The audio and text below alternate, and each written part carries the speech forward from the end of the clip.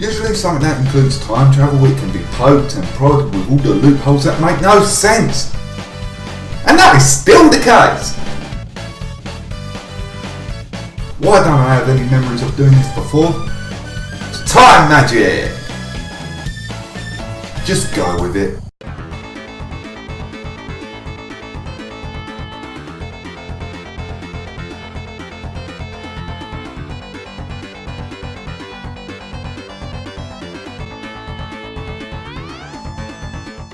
Sega, this is how you make a Sonic game with the fast gameplay, making him go through loop-to-loops and shit and defeating the fat man at the end.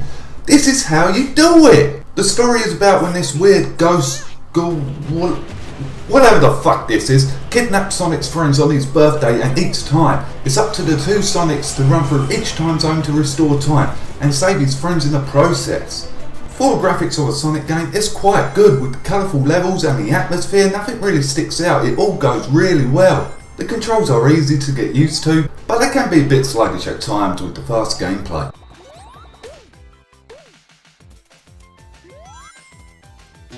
You switch between 2D and 3D Sonic to keep it fresh and new with the two acts. One is done in a classic style while the other one done in a more modern style with the homing attack. You switch between them on each stage, and it's a nice touch to see the old menu level just before you begin with the great level redesigns of the past Sonic games from the Mega Drive era, and that goes with the bosses as well. There's going to be ones that you're going to recognise.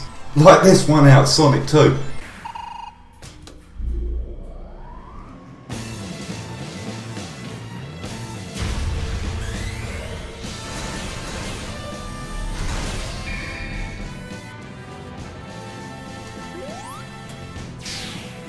And it's up to you to find out their weaknesses and the right time to attack. The idea is you've got to get these 3 keys to unlock the boss battle by doing these side challenges, but some of the side challenges, well, are boring! There's only going to be a few what you're going to like doing, and it seems like more of a filler, like race against yourself or finding something with a companion. To me, I felt like that was a missed opportunity.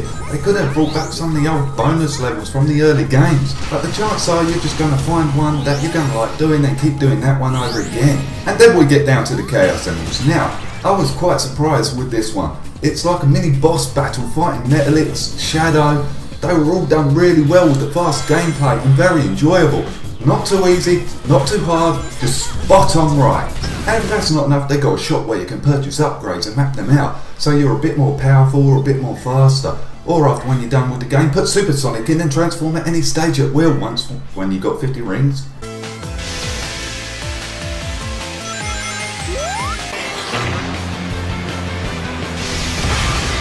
Then we get to the online mode where you got 30 seconds to go as fast as possible in any level of your choice. Otherwise somewhat I'm not going to pay attention to after about 5 minutes. The soundtrack is done brilliantly, from the past Sonic to the 3D Sonic. With the past Sonic you're getting all these old themes what you remember from the Mega Drive era, and then with the 3D Sonic some of them have been revamped and more modernised. I think that's done really well. All characters make a comeback, well most of them do, apart from that Armadillo thing what was on the Mega Drive on that 32X attachment. Unfortunately this isn't a very long game, it took me around about 5 to 7 hours to complete.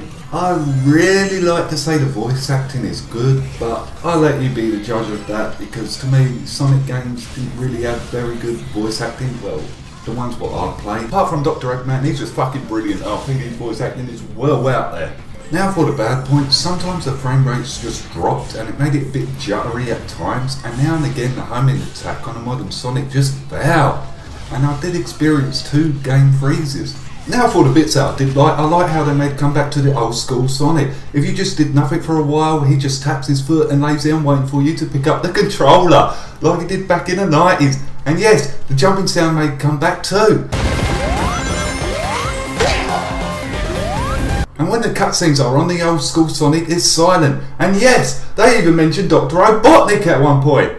That bit I did find funny, and the TV's made come back as well, what you can smash, and then we got Sonic on a skateboard. It kept on surprising me with the 2D Sonic, and it did it again with the 3D Sonic on how fast the gameplay was. I enjoyed how they implemented that, and how well it was entwined with each other. And there is a replay value where it got me to beat my own time, and how it rewards you if you remember the level's layout. And I do like the 3D Sonic, and if you're one of those who says there ain't been a good 3D Sonic game out there, check this one out And I hope that Sega can learn from this and maybe do 2 different sets of Sonic games. The way how you did this 2D Sonic can have a game on its own. And for the 3D Sonic, look at the way how you did it here. With the fast gameplay, that way you will please the old fans and the new. So in the end, Sonic Generation gets a 8 out of 10! If it had better side missions and had better control response, and there was a certain part where the frame rate dropped well below average, it could have got a 10 out of 10. And if you like fast gameplay or a fan, I would recommend it. So what would you rate this game? Leave it in the comments below. Until next game, I'm fucking off.